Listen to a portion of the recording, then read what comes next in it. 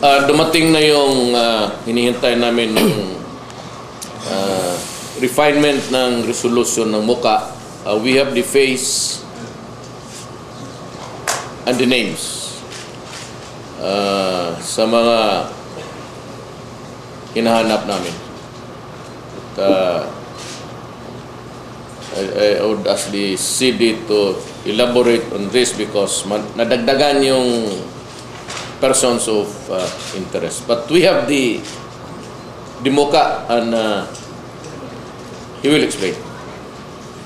It's, I said, terrorism outside. It's the same thing. Maraming spin-off na kanya-kanya yung ano. But I've told you before that there's a cottage industry in Mindanao right now. It's bomb making. Yung Evergreen Hotel was the handiwork of Americans. I'm not saying it was sanctioned by government. I'm not saying that the U.S. government was responsible for it, but there were definitely Americans connected with the fiasco. Bakit mo i-Shanghai yung... He was practically Shanghai, meaning to say that he was forced, somebody got him out of Davao Dock, brought ostensibly to be brought to Manila for better medical assistance, but it turned out that he was Shanghai to Singapore, then to the United States. I am weighing my options. Maybe yes. You know, I said Davao City has provided moderation for all. And I've told this crowd earlier this week that I practically, I don't know if I've offended some of them, is condescending ako sa lahat. I talk to the NPAs, almost binibaby ko sila sa salita ko because I do not consider them terrorists. But ito namang akin, I have gone out of my way really to welcome to Davao and everything. Kung ganunin ninyo, if you're there just to destroy, then you have to come up with something that is in parity of what's also being done to us. No, I'm not saying that. But the problem is this should avoid destruction of human lives. I mean, I can understand war, like there's the NPAs. Sabi ko sa kanila, magkaibigan, tipa ako sa gobyerno. Pag nakita kayo sa bakbakan, huwag kayong humingi ng tulong sa akin. Because there is war going on. You shoot and they shoot. That's the job of a soldier. Ngayon, kung tapos na yung gera dyan, sa ospital ka na, punerarya ka na, ibang usapan niya. Because the human side will go into the picture. So, di kasi dito, I said, nagmamagandang loob ako sa lahat. I even invite everybody, just come here and maybe if you want to enjoy the amenities of the city, it's a nice place to stay.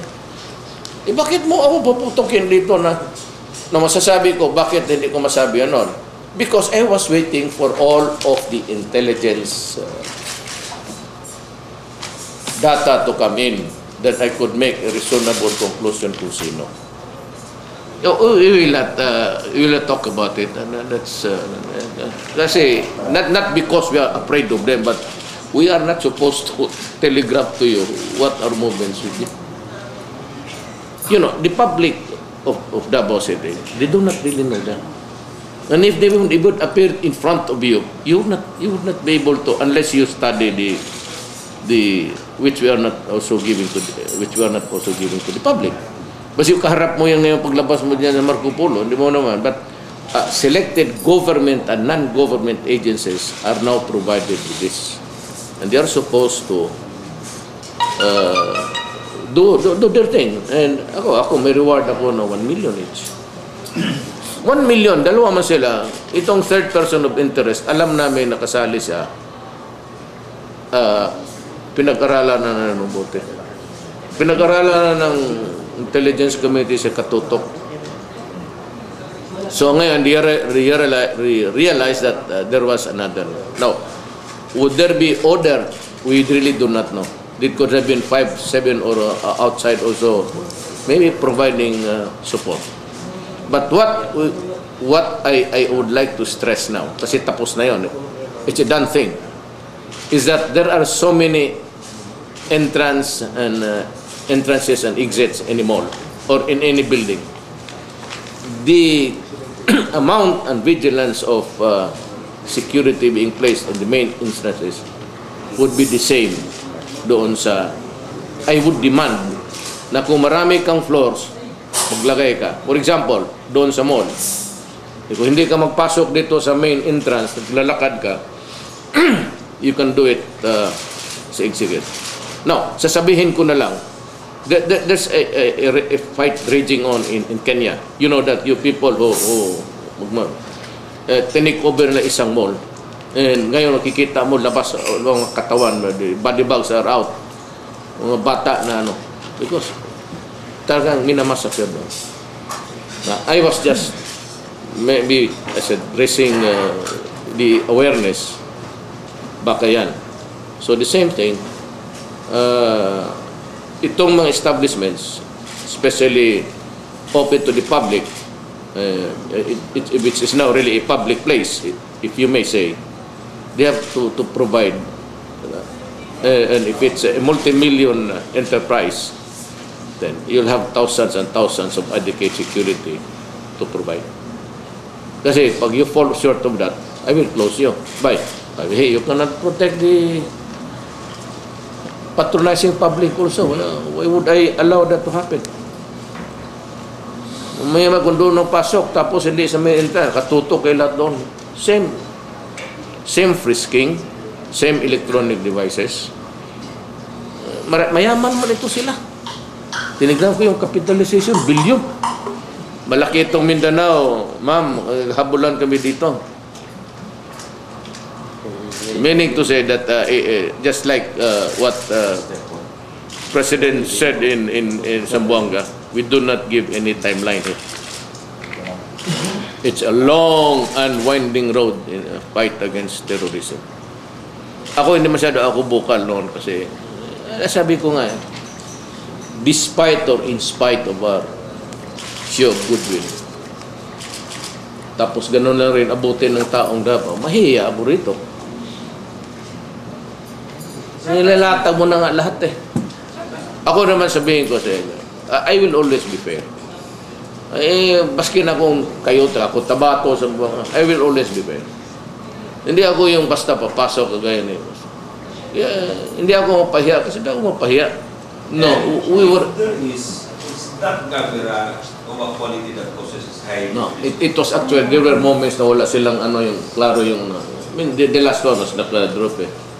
Medyo makuha mo lang yung yung high resolution, makuha mo yan with the help of somebody.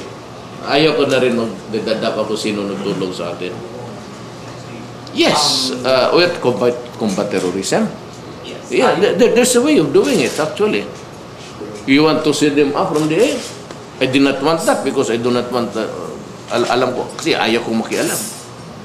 They fly there in front of you, tapos nakikita ka, then they transmit, ito yung Bombay mo, like Pakistan.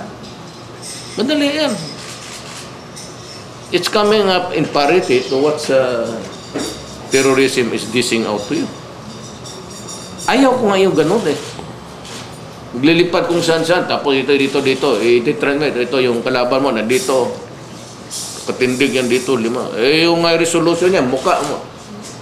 Pati yung golf ball, mabasa mo yung brand ng golf ball eh. Ganon ka tigas yun. I do not want to bring the men inside my city kasi ayaw ko nang let it be done somewhere else.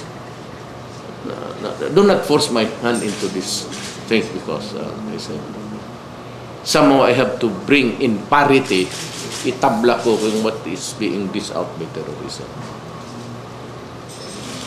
Sa sine kasi takot ngayon, sabi ko, I'd like to tell everybody, the moviegoers of Davao City, you can go to the movie. It's quite safe. The precautionary measures that we would like to see are all there already.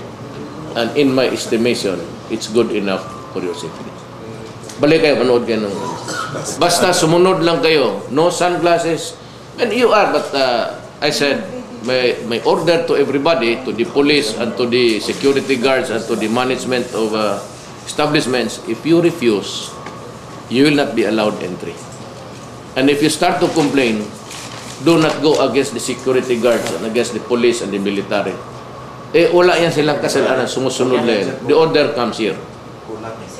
At the end of the day, ako yung kaharap ninyo. Kaya sinasabi ko nga doon sa mga sir, paano yung pinapagalitan kami na sipain mo? Sipain mo. Pag pupumilit, sipain mo. Pag hindi mo sipain, ikaw ang sipain ko. Ganon ang... Pag ikaw ang minumura, wala ka nang ginagawa at inutusan kita, ikaw ang sipain ko. Sipain mo. Pag hindi mo sipain, sipain kita. O, di para klaro yan. Para walang pressure sa kanila. Sipa lang pala ang kapital dito, hindi sipain. Tadyakan mo. Padimandahin mo. Papuntahin mo sa akin, sipain ko ulit. Yun lang yan. Bitay ninyo sumunod. Tangina, hirap na nga tayo dito. As mayor of Davao City, I have that inherent power to prescribe rules to protect public safety and public order and lives and properties. Nandito yung executive order, number 24. Mabigat to. You know why? Because if you do not follow executive order number 24, you can lose your funds. Ibig sabihin, lose your funds, it's an idiom. Makakaproblema ka kasi tatanggalan kita ng lisensya. If it's in my assessment na the public is not fully protected. You can lose the license to do business, and that is what's important here. Sir, lagi mga adult, you said that you are very worried. Are you still very worried? Yes, of course. Kung trabaho mo, you know guys, hindi ko lang masabi sa inyo, I've had the terrible experience of presiding over the affairs of the city na nabumba ng kailan. The grief in me is, kung mabuksan ko lang yung puso ko, makikita niyo yung sugat, karami. Kaya lang, because pinili ko naman kasi itong trabaho na ito, I have to bear it. I mean, the burden is that Not yet. Hindi pa natin na-confirm, hindi pa natin na-compare sa ibang post-mass investigation reports. But we presume, with the kind of personality that he has, we even presume that he is into bomb-making industry. Due to his affiliation, di ko pa na-establish, but 3 times na daw. 3 times. Yung 4 o'clock in the afternoon of September 16. 9 o'clock pumutok. 4 o'clock bumili doon. We called for this conference because we feel that the public, Davao City residents should be kept posted of the ongoing investigation and what government is really doing. So there are things which we cannot divulge simply because it cannot be divulged. And there are things which we release in calibrated fashion because that should be what it should be. But what I would like to stress here is that one, that government is doing its very best, and that yung trust ninyo sa gobyerno, hindi namin it's not being dissipated by just wala kami sa trabaho. Second is that there will be stricter measures. This is all intended to protect you. It's not really to protect us, to protect the public. And somehow there would be inconveniences entailed.